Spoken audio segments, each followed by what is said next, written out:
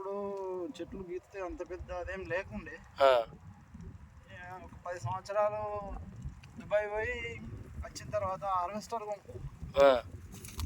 Harvester కొనుక్కొని 18 సంవత్సరాలు హార్వెస్టర్లో నడిపించిన. ఆ, హార్వెస్టర్లలో అంత పెద్ద లాభాలు ఏం లేవు. ఆ, నా సొంత భూమిలో ఈత చెట్లు పెంచిన నేను.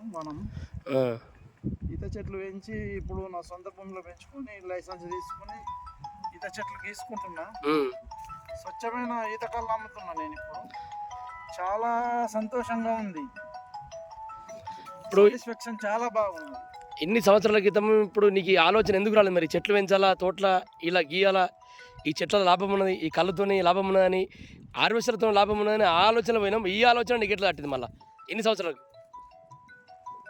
వృత్తి అనేది కంపల్సరీ.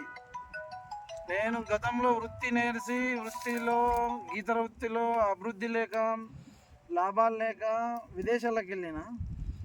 విదేశాలు అన్నీ చూసి వచ్చిన తర్వాత మళ్ళీ నాకు ఏమనిపించిందంటే ఎవడి వృత్తి వాళ్ళు చేసుకుంటేనే బాగా ఉంటుందని అనుకొని చెట్లు పెంచుకొని గీసుకుంటున్నా. చాలా రెస్పాన్సిబుల్ ఉంది గీత.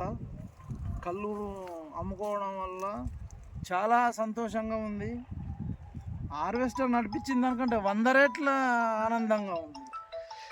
ఇప్పుడు ఎంతోమంది చేంగల కళ్ళు అవుతారు, ఎంతోమంది అజ్జేసారు, యాన్నో తాగినా కానీ మందులు పోతురు, ఇది పోతురు, అది పోతురు, కడుపు ఉబ్బుతుంది, గుల్పరం కలుపుతారు అని కొద్దిగా మనోవేదన ఉన్నది అందరికి పబ్లిక్లో.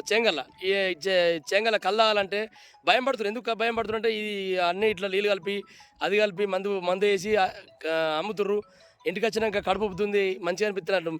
మీరు మంచి కళ వేయాలని మీకు ఆలోచన ఎలా ఉంటుంది?